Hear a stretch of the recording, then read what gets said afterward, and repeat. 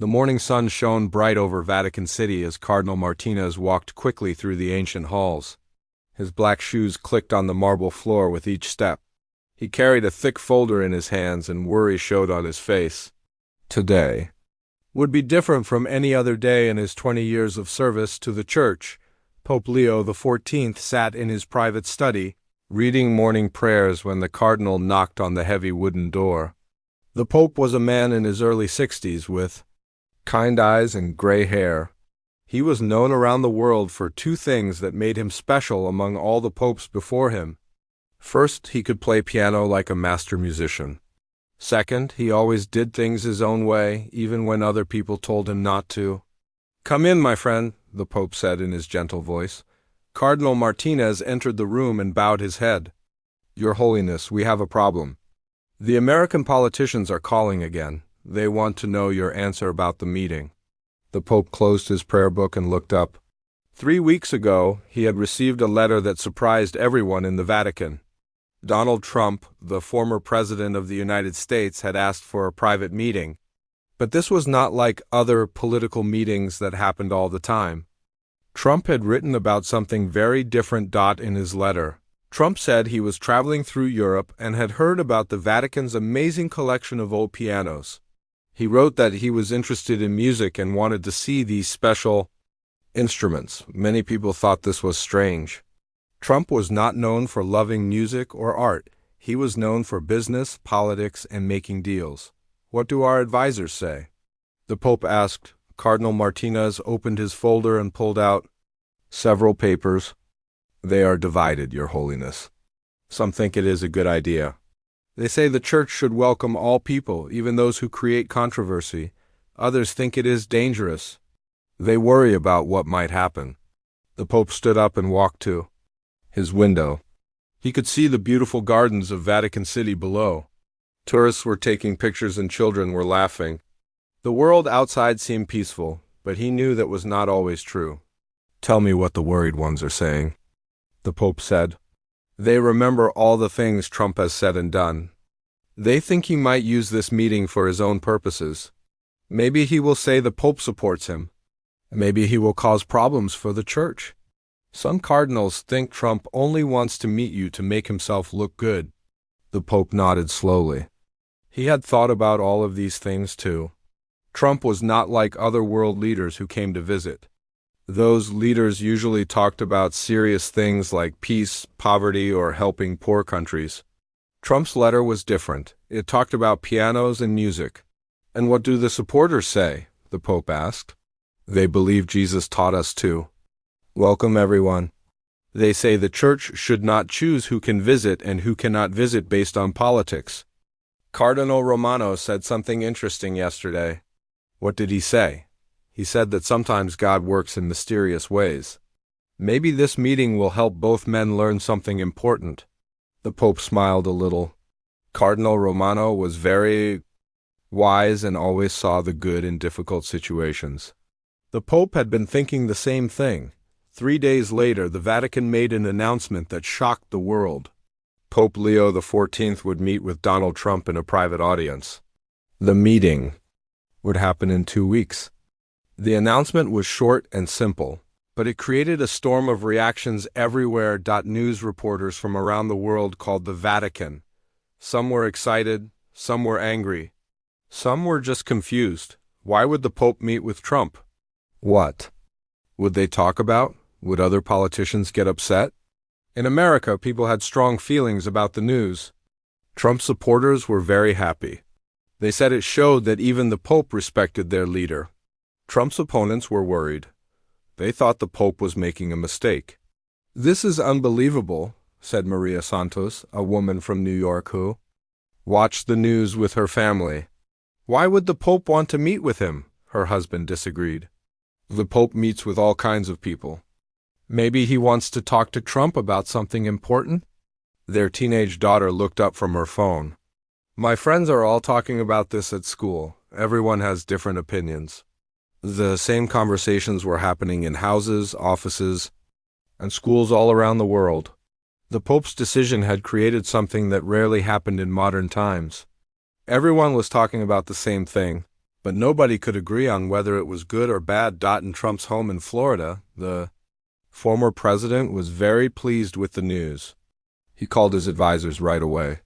"This is fantastic," Trump told them. "The Pope wants to meet with me. This shows that important people still respect me." His advisors were more careful with their words. "Sir, we should prepare carefully for this meeting. The Vatican is different from other places. They have their own rules and ways of doing things." Trump waved his hand. "How hard can it be? I've met with kings, presidents, and prime ministers. I know how to handle important meetings." But his advisors knew something Trump did not understand. Pope Leo XIV was not like other world leaders. The Pope did not care about politics or power. He cared about truth, kindness, and helping people become better versions of themselves. Back in Vatican City, the Pope spent his evenings preparing for the meeting in his own special way. He did not read reports about Trump's business deals or political positions. Instead, he sat at his piano and played music that helped him think clearly. The Pope believed that music showed the truth about people's hearts. When someone listened to music or tried to play music, they could not hide behind words or fake smiles. Music made people show their real feelings. "I wonder what kind of music lives in Mr. Trump's heart," the Pope said to himself as he played. A gentle song. The days passed quickly, and soon the whole world was waiting to see what would happen when these two very different men met face to face. Nobody could guess that this meeting would change both of them in ways they never expected. The stage was set for something that would surprise everyone. The big day finally arrived. It was a Tuesday morning in Rome, and the sky was clear blue without any clouds. The Vatican was busier than usual because everyone knew something special was going to happen today. Donald Trump's black car drove through the gates of Vatican City at exactly 10 o'clock in the morning. Swiss guards in their colorful uniforms stood at attention. Photographers and reporters waited outside the gates, but they could not come inside. This meeting would be private. Just like the Pope had requested, Trump stepped out of the car wearing his best dark blue suit and red tie. He looked around at the ancient buildings and felt impressed despite himself. The Vatican was older and more beautiful than he had expected. Everything looked like it was made of gold and marble. "Welcome to Vatican City, Mr. Trump," said Cardinal Martinez, who had come to greet him. "His Holiness is waiting for you." Trump followed the cardinal through long hallways filled with amazing artwork. The walls showed paintings of angels, saints, and biblical stories that were hundreds of years old. Their footsteps echoed in the quiet corridors. Trump was used to busy, noisy places full of people talking and phones ringing. This peaceful silence felt strange to him. "How long has the Pope been living here?" Trump asked as they walked. "Pope Leo XIV has been here for 8 years, Cardinal Martinez replied. "But these buildings have been home to popes for over 500 years. Trump nodded but did not really understand what that meant. 500 years was longer than America had even existed as a country. It made him feel small in a way he did not like. They walked up a set of stairs made of white marble. Each step was smooth from centuries of people walking on them. Finally, they reached a door with beautiful wooden carvings of musical instruments. "This is the music room," Cardinal Martinez explained. "His Holiness spends much of his free time here." The cardinal knocked gently on the door. A voice from inside said, "Please come in." Trump entered the room and stopped walking. He had never seen anything like this place. The room was not very large, but everything in it was perfect. The walls were covered with paintings of famous musicians from history. Tall windows let in golden sunlight that made everything glow. And in the center of the room sat the most beautiful piano Trump had ever seen. The piano was not black like most pianos. It was made of light brown wood that shined like it was wet. Gold decorations covered the sides and legs. The keys looked like they were made of real ivory and ebony. Trump could tell this was not just any piano. This was something very special and very old. "Good morning, Mr. Trump," said a gentle voice. Trump turned and saw Pope Leo XIV walking toward him. The Pope was shorter than Trump had expected, but he moved with quiet confidence. He wore simple white robes and had a warm smile on his face. His eyes looked kind but also very intelligent, like he could see things other people missed. "Your Holiness," Trump said, not sure if he should bow or shake hands or do something else. "Please just call me Leo," the Pope said. "I am glad you could come today. I hope your journey was comfortable." Trump relaxed a little. The Pope seemed friendly and normal, not scary or judgmental like some religious leaders Trump had met before. "It was fine, thank you. This room is incredible. I have never seen a piano like that one." Pope Leo's face lit up with genuine excitement. "Ah, you have a good eye." This piano was made in 1720 by Bartolomeo Cristofori himself. He was the man who invented the piano. There are only 3 pianos like this one left in the whole world. Trump walked closer to the piano and looked at it carefully. Even though he did not know much about music, he could tell this instrument was priceless. The wood was so smooth it looked like silk. Every detail was perfect. "Do you play piano?" Trump asked. "I do," the Pope said simply. "Music has been important to me since I was a small boy. My mother taught me to play when I was 6 years old." The Pope walked to the piano bench and sat down. He placed his hands gently on the keys like he was greeting an old friend. "Would you like to hear something?" Trump nodded, even though he was not sure what to expect. He had come here thinking they would talk about politics or world problems. He had not expected music. The Pope began to play, and the first notes filled the room like magic. The sound was different from any piano Trump had ever heard. It was warm and rich and seemed to come from everywhere at once. The Pope's fingers moved across the keys with perfect control, playing a piece that sounded both sad and beautiful at the same time. Trump recognized the music, even though he did not know the name. It was classical music, the kind they played in fancy hotels and expensive restaurants. But hearing it played on this ancient piano in this special room made it sound completely different. It sounded like the music was telling a story about something important. As the Pope played, Trump found himself forgetting about everything else. He forgot about the reporters waiting outside. He forgot about his business meetings and phone calls. He forgot about all the things that usually filled his mind every day. All he could do was listen. The music seemed to go on forever, but it also seemed to end too quickly. When the last note faded away, the room became very quiet again. Trump realized he had been holding his breath. "That was beautiful," Trump said, and he meant it. "What was that piece called?" "It is called Erbarme dich by Johann Sebastian Bach," the Pope replied. In English, that means "have mercy." Bach wrote it as part of a larger work about the suffering and death of Jesus Christ. Trump did not know what to say to that. He was not used to talking about religious things, especially not with someone as important as the Pope. Pope Leo stood up from the piano bench and turned to face Trump. For a moment, they just looked at each other. Then the Pope began to walk toward Trump with his hand extended, as if he wanted to shake hands. Trump felt relieved. This was something he understood. Shaking hands was how important people greeted each other in the business world. He had shaken hands with presidents, kings, and billionaires. He knew how to do this. Trump stepped forward and reached out his own hand to meet the Pope's. But just as their hands were about to touch, something unexpected happened. Pope Leo suddenly stopped and pulled his hand back. He did not grab Trump's hand. He did not shake it. Instead, he just stood there with a thoughtful expression on his face. Trump's hand was still reaching out in the air. He felt confused and a little embarrassed. Had he done something wrong? Was the Pope rejecting him? "I apologize," the Pope said quietly, "but I think there is something more important we should do first." The Pope turned and gestured toward the beautiful piano. "Mr. Trump, I would like to invite you to play." Trump stared at the Pope with his mouth slightly open. His hand was still reaching out where the handshake should have happened. The silence in the room felt heavy and uncomfortable. This was not how important meetings were supposed to start. Sorry, what did you say?" Trump asked, pulling his hand back slowly. "I invited you to play the piano," Pope Leo repeated calmly. His voice was still gentle, but there was something firm about it too. Trump looked around the room as if someone might help him understand what was happening.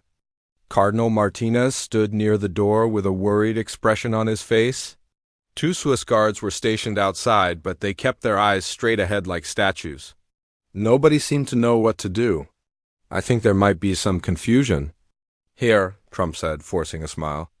I came here to meet with you, to talk about important things. I thought we would discuss world affairs, maybe take some photos for the newspapers. The Pope nodded slowly. I understand what you expected, Mr. Trump, but I believe there is something more valuable we can do with our time together. Trump felt his face getting warm. In all his years of making deals and meeting with powerful people, nobody had ever refused to shake his hand. Presidents had shaken his hand. Kings and queens had shaken his hand. Even people who did not like him had still shaken his hand because that was how polite, important people behaved. Your Holiness, Trump said, trying to keep his voice steady, I'm not a musician. I don't play piano. I think there's been some kind of mistake. There is no mistake, the Pope replied. He walked back to the piano and placed his hand gently on its smooth surface. You wrote to me about your interest in our musical instruments. You said you wanted to see them. But seeing and experiencing are two very different things. Cardinal Martinez stepped forward carefully.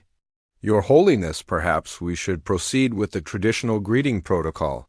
Pope Leo turned to look at the cardinal with a small smile. My dear friend, when has this papacy ever followed traditional protocol? The cardinal's face showed that he could not argue with that point. Pope Leo XIV had always done things his own way. When he was elected Pope 8 years ago, many people in the Vatican were nervous about his unconventional methods. But those same methods had helped him connect with young people, bring peace to troubled areas, and solve problems that other popes could not handle. Trump stood in the middle of the room, feeling more confused and frustrated by the minute. He was used to being in control of every situation. In his business meetings, he set the agenda.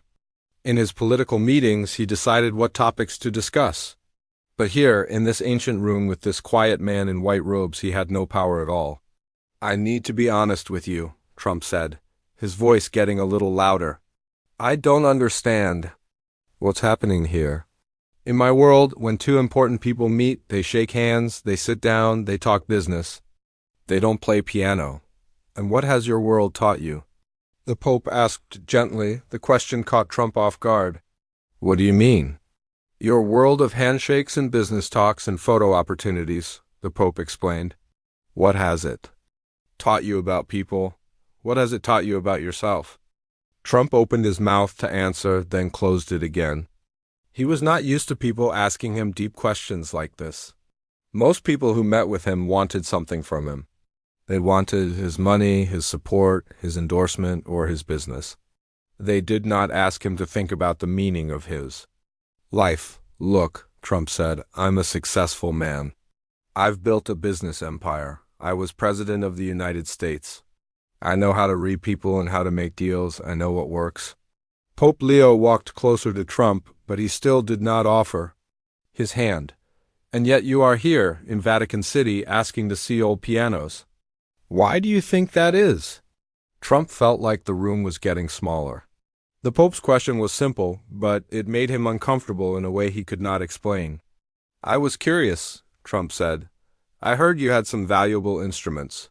I appreciate fine things. Valuable in what way? The Pope asked. How much money they are worth.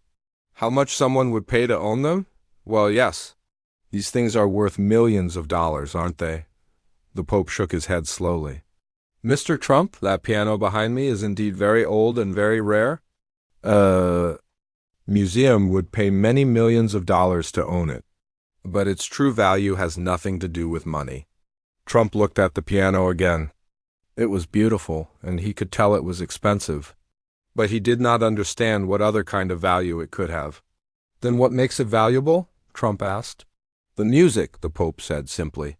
For 300 years, people have sat at that bench and put their fingers on those keys and created something beautiful. They have expressed their deepest feelings. They have shared their joy and their sorrow. They have connected with something larger than themselves. The Pope walked to the piano and played a few soft notes. When I play this instrument, I am not thinking about how much it costs. I am thinking about the music that flows through me and touches the hearts of people who listen. Trump listened to the gentle notes and felt something strange happening inside him. The music was simple, just a few notes played slowly, but it made him think of things he had not thought about in years. It reminded him of his mother humming while she cooked dinner when he was a little boy. It reminded him of quiet Sunday mornings when the world felt peaceful and safe. "I still don't understand why you won't shake my hand," Trump said quietly. Pope Leo stopped playing and turned to face him. "Because a handshake between us right now would be empty. It would be two men pretending to respect each other for the cameras and the newspapers. But real respect, real connection between human beings, comes from sharing something meaningful." "And you think playing piano is meaningful?" "I think trying to do something that makes you vulnerable is meaningful," the Pope explained. "When you play music, especially in front of other people, you cannot hide behind your reputation or your money or your power. You can only offer whatever music lives inside your heart." Trump felt a flash of anger. "Are you saying I'm not good enough to shake your hand?" "I am saying that you are much more interesting than a handshake could ever reveal," the Pope replied. "And I believe you came here for a reason that you yourself do not fully understand yet." The room became quiet again. Trump looked at the Pope, at the beautiful piano, at Cardinal Martinez, who was watching everything with wide eyes. He thought about all the people outside who were waiting to hear about this meeting. He thought about all the people around the world who would read about it in tomorrow's newspapers. But most of all, he thought about the Pope's words. Maybe he had come here for a reason he did not understand. Maybe there was something about this moment that was more important than handshakes and photo opportunities. Trump walked slowly toward the piano. He had never felt so uncertain about anything in his entire life. Trump stood in front of the ancient piano for what felt like hours, but was probably only a few minutes. The beautiful instrument seemed to be waiting for him, its ivory keys gleaming in the sunlight that came through the tall windows. He had never felt so nervous about anything in his whole life. "I really don't know how to play," Trump said again, his voice quieter than before. Pope Leo stood beside him with patience that seemed endless. "That is perfectly fine. The piano does not judge anyone. It simply waits for whatever music you can offer." "What if I break it?" Trump asked, looking at the delicate decorations on the piano's surface. "This thing is 300 years old." The Pope smiled. "It has survived wars, earthquakes, and countless students learning to play. I think it will survive whatever you do to it." Cardinal Martinez shifted nervously by the door. He was thinking about all the important artifacts in the Vatican that were protected behind glass cases and guarded 24 hours a day. The idea of someone touching this priceless piano without knowing how to play, it made him very worried. Trump looked at his hands. They were big hands, hands that had signed business contracts and built skyscrapers, but they had never made music. He did not even know which finger was supposed to press which key. "I took a few piano lessons when I was a kid," Trump admitted. "My mother made me, but I quit after a couple of months.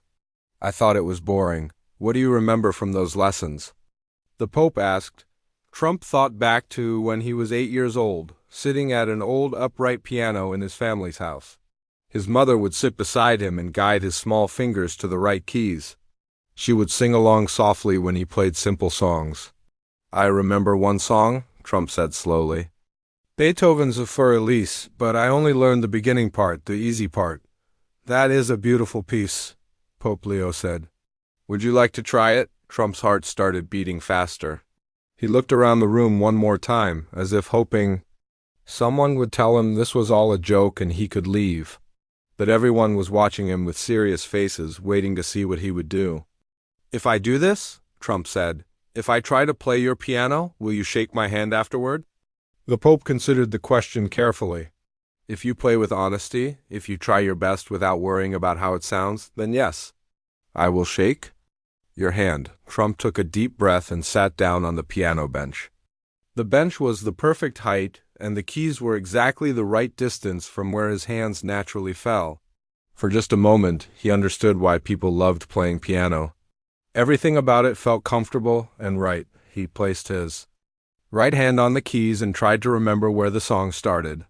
His mother had taught him that Für Elise began with a pattern that went up and down. Like a gentle conversation between high notes and low notes, Trump pressed one key and a single note filled the room. The sound was so pure and beautiful that it surprised him. He had expected it to sound like the pianos in hotel lobbies or shopping malls. But this piano sang like a voice, each note clear and warm and alive, encouraged by the beautiful sound. Trump tried to play the opening pattern of Für Elise. His first attempt was clumsy. He pressed the wrong keys and the timing was all mixed up. But he tried again, and this time it was a little better. Pope Leo and Cardinal Martinez listened without saying anything. They could hear that Trump was struggling, but they could also hear something else. They could hear him trying, really trying. To make something beautiful, Trump's fingers found the familiar pattern his mother had taught him so many years ago. The melody began to emerge, slowly and imperfectly, but recognizably. It was Für Elise, played by someone who was not a musician, but who was giving his honest effort. As Trump played, something unexpected happened.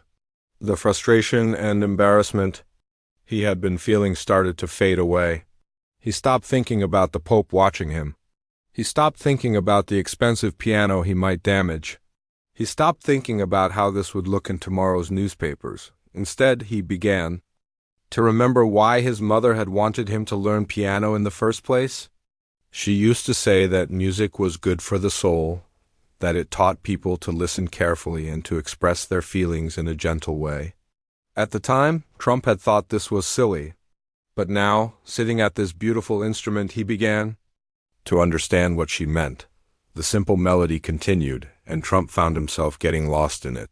When he made mistakes, he did not get angry at himself like he usually did when things went wrong. Instead, he just tried again, listening more carefully to how each note was supposed to sound. Pope Leo watched Trump's face as he played. The Pope had seen many people play this piano over the years. He had seen world-famous musicians perform complicated pieces perfectly. But he had rarely seen someone try so hard to do something that was clearly difficult for them. What impressed the Pope most was not the music itself, but Trump's willingness to continue even when it was challenging. The Pope had expected Trump to give up quickly, to say the task was too hard or too embarrassing. But Trump kept playing, kept trying to make the melody sound the way he remembered it from his childhood. After several minutes, Trump reached the end of the part he remembered. He had managed to play through the opening section of Für Elise twice, and the second time was much better than the first. His hands were shaking a little, and he felt nervous and proud at the same time. Trump lifted his hands from the keys and looked up at Pope Leo. "That's all I know," he said simply. The room was quiet for a moment. Then Pope Leo began to clap slowly and quietly. Cardinal Martinez joined in, and even the Swiss guards outside the door could be heard shifting their feet in what sounded like approval. "That was lovely," the Pope said, and his voice showed that he really meant it. Trump felt something he had not felt in many years. It was the same feeling he used to get when his mother praised him for doing something kind or working hard at school. It was the feeling of being valued not for his money or his power, but for his effort and his willingness to try. "It wasn't very good," Trump said, but he was smiling. "It was honest," the Pope replied. "And honest music is always beautiful, no matter how simple it is." Trump stood up from the piano bench and turned to face the Pope. Both men looked at each other for a long moment. Something had changed in the room. The tension and awkwardness from earlier had been replaced by something warmer and more genuine. Pope Leo stepped forward and extended his hand once again. This time, Trump knew that the handshake would be different from any other handshake in his life. Trump reached out and grasped Pope Leo's hand firmly. The handshake was warm and strong, and it lasted longer than most handshakes do. Both men looked directly into each other's eyes, and for the first time since Trump had arrived, he felt like he was meeting the real person behind the papal robes. "Thank you," Trump said, though he was not entirely sure what he was thanking the Pope for. "Thank you," the Pope replied. "That took courage." Cardinal Martinez let out a quiet sigh of relief. The meeting had taken such an unexpected turn that he had been worried about how it would end. But now both men seemed comfortable with each other, and the atmosphere in the room felt peaceful. "Please let us sit and talk," Pope Leo said, gesturing toward two comfortable chairs near the window as they sat down. Trump noticed that he felt different than he had when he first entered the room. The nervousness was gone. The need to impress or control the conversation was gone too. Instead, he felt curious about this unusual man who had just put him through the strangest experience of his life. "Can I ask you something?" Trump said. "Of course. Why did you really refuse to shake my hand at first? I mean, what was the real reason?" Pope Leo settled back in his chair and looked out the window for a moment, as if he was deciding how honest to be. Then he turned back to Trump with a serious expression. "I was testing you," the Pope said simply. Trump felt his eyebrows go up. "Testing me? For what?" "I wanted to see what kind of man you really are," the Pope explained. "Not the man I see on television or read about in newspapers. Not the businessman or the politician. I wanted to see the human being underneath all of that." Trump was quiet for a moment, processing this information. "And what did you find out?" "I found out that you are capable of humility," the Pope said. "And that is something I was not sure about when you first walked into this room." The word humility hung in the air between them. Trump had heard this word many times in his life, usually from people who were criticizing him. They said he needed more humility, that he was too proud, that he thought too highly of himself. But he had never really understood what humility meant or why it was important. "I don't think I understand," Trump said. Pope Leo leaned forward in his chair. "Humility is the willingness to do something difficult even when you might fail. It is the willingness to look foolish if it means you might learn something important. It is the courage to be vulnerable in front of other people. And you think playing piano showed humility?" "I think your willingness to try showed humility," the Pope corrected. "You could have refused.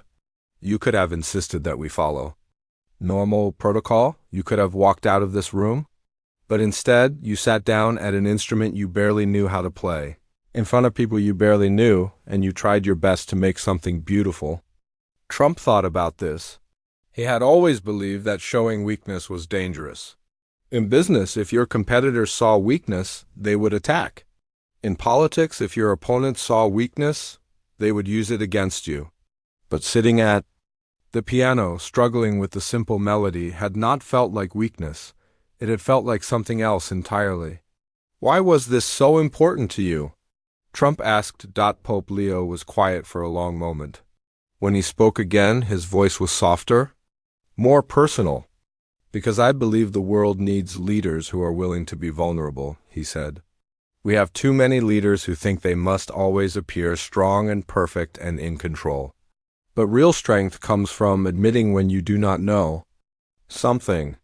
Real leadership comes from being willing to learn and grow and change." Trump felt something uncomfortable stirring in his chest. "Are you saying I'm not a good leader?" "I'm saying that you have the potential to be a different kind of leader than you have been before," the Pope replied carefully. "Today you showed me that you can step outside your comfort zone. You showed me that you can try something new even when it is difficult. Those are the qualities the world needs more of." The two men sat in silence for a few minutes, each lost in his own thoughts. Through the window, they could see tourists walking through St. Peter's Square, taking pictures and enjoying the beautiful day. Most of those people had no idea that one of the most unusual diplomatic meetings in history was taking place just a few hundred feet away. "I have to admit something," Trump said finally. "When I wrote to you about wanting to see your pianos, that wasn't the whole truth." Pope Leo raised an eyebrow but did not look surprised. "What was the whole truth?" "I was feeling lost," Trump admitted, the words coming out slowly and with difficulty. "After I left the presidency, after all the legal troubles and political fights, I started wondering what my life was really about. I heard about you, about how you do things differently, and I thought maybe talking to you would help me figure some things out." This was perhaps the most honest thing Trump had said to anyone in years. He had built his entire public image around being confident and successful and always knowing what to do next. Admitting that he felt lost was like admitting that everything he had told the world about himself might not be completely true. "And what have you figured out?" the Pope asked gently. Trump looked down at his hands, the same hands that had just struggled to play a simple song on an ancient piano. "I think maybe I've been so focused on winning and being right and showing everyone how successful I am that I forgot about other things. Important things. What kind of things? Like just being a person. Like trying to understand other people instead of always trying to convince them of something. Like being okay with not being perfect at everything." Pope Leo nodded slowly. "Those are very important realizations. But I don't know what to do with them," Trump continued. "I don't know how to be different. This is how I've lived my whole life. Change is always possible," the Pope said. "But it requires the same kind of courage you showed today when you sat down at the piano. It requires being willing to try things that feel uncomfortable and unfamiliar." Trump looked up and met the Pope's eyes again. "Do you really think I can change?" "I think you have already started changing," the Pope replied. "The man who walked into this room 2 hours ago would never have played that piano. He would never have admitted that he felt lost. He would never have asked if he could change." Cardinal Martinez, who had been listening quietly from across the room, cleared his throat gently. "Your Holiness, we should probably begin to conclude the schedule." Pope Leo nodded but held up a hand to indicate they needed just a few more minutes. "Mr. Trump," the Pope said, "I want to give you something before you leave." The Pope stood up and walked to a small wooden cabinet near the piano. He opened it and pulled out a piece of sheet music that looked very old and delicate. "This is the original manuscript for the piece I played when you first arrived," the Pope explained. "It is Batches or Barmy Ditch, which means have mercy. It was written by a man who understood both suffering and hope." Trump took the sheet music carefully. Even though he could not read music very well, he could see that it was beautiful. The notes were written by hand in faded brown ink, and there were small corrections and additions that Batch himself had made. "I can't accept this," Trump said. "It must be priceless." "It is priceless," the Pope agreed. "That is exactly why I want you to have it. Not because of what it is worth in money, but because of what it represents. It represents the possibility of creating something beautiful even in the midst of difficulty. It represents the courage to ask for mercy and the wisdom to offer it to others." Trump held the manuscript like it was made of the most fragile glass. "I don't know what to say." "You do not need to say anything," the Pope replied. "And just remember this day. Remember that you are capable of more than you think you are. And remember that it is never too late to become the person you were meant to be." The two men shook hands one final time, and this handshake was different from all the others. It was not about politics or business or public relations. It was about two human beings who had shared something real and meaningful together. As Trump walked back through the ancient halls of the Vatican, he carried with him more than just a piece of old sheet music. He carried the memory of struggling with a simple song and discovering that the struggle itself had been worthwhile. He carried the knowledge that true strength might come from admitting weakness, and that real leadership might require the courage to be vulnerable outside the Vatican. Gates, reporters, and photographers waited eagerly to hear about the meeting. They expected Trump to tell them about political discussions and diplomatic agreements. But as he walked toward his car, Trump realized that what had really happened in that music room could not be explained in a press conference or captured in a photograph. What had happened was that two very different men had found a way to see past their differences and connect as human beings. And for both of them, that connection had changed everything.